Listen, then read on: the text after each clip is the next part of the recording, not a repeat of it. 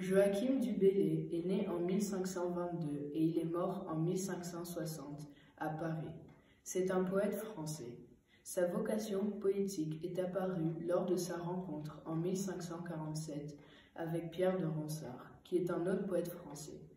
Ces deux poètes français ont fondé ce que l'on appelle la Pléiade, qui est un groupe de poètes. L'œuvre pour laquelle il est le plus connu est Les Regrets, publié en 1558 en France. C'est un recueil de 191 sonnets d'Alexandrin, ce qui est une nouveauté pour l'époque. Le poème étudié Ô beaux cheveux d'argent, extrait du recueil Les Regrets, qui mêle à la fois les éléments du blason et du contre-blason.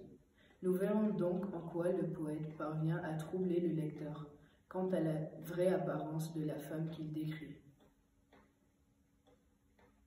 Le blason est un court poème célébrant une partie du corps féminin.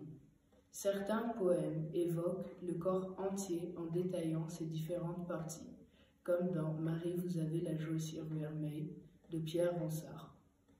Le blason se fait parfois satirique, on parle alors de contre-blason, comme dans Aux beaux cheveux d'argent du Bellay.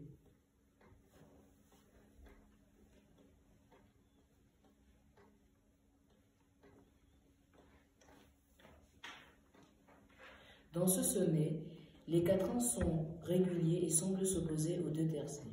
Les deux quatrains posent des questions, alors que les deux tercets donnent des affirmations.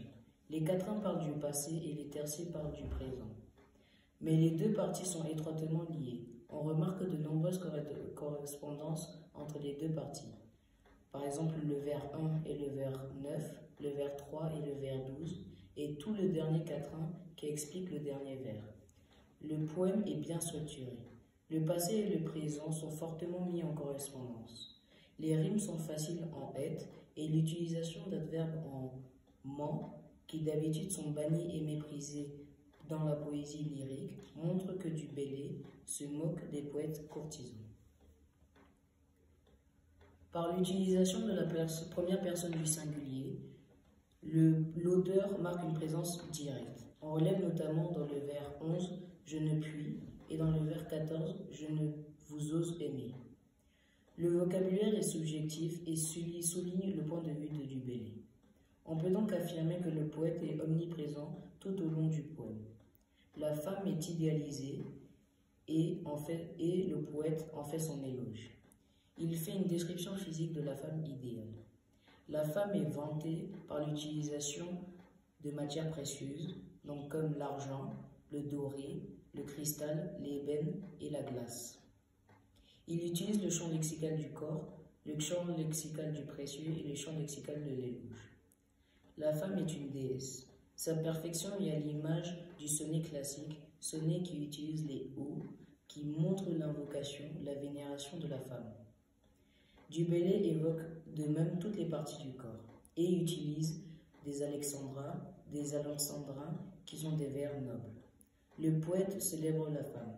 Il y a beaucoup de mots d'amour, comme toute âme énamorée et aimée. On y retrouve certains aspects du lyrisme, dont l'émotion du poète. Il y a beaucoup d'exclamations. Il utilise une périphrase dans le vers 11 qui montre la retenue et la pudeur du poète. L'humilité du poète dans le jeu est en contradiction avec la divinisation de la femme à travers le recours au blason.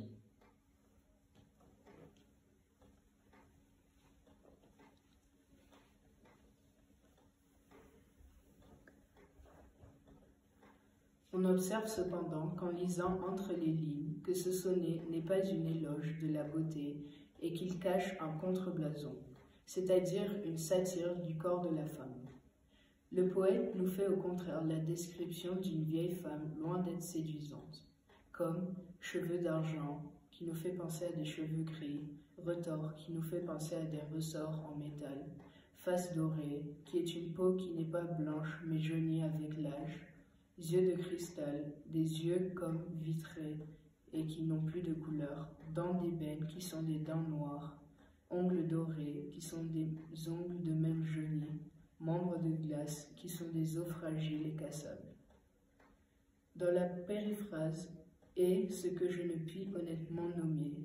Ce n'est plus la pudeur du poète, mais la non-envie de prononcer le mot qui le répugne. Il n'ose pas. Dans les vers 13 et 14, si pour être mortel, je ne vous ose aimer, l'auteur semble dire qu'il ne peut pas aimer la femme puisqu'elle est déesse et lui humain. Mais le double sens nous montre dans le « je ne vous ose aimer » qu'il n'a surtout pas envie d'aimer vu la description qu'il a faite de la vieille femme. Le poète met en valeur la laideur avec le champ lexical du pli contre le champ lexical de la beauté.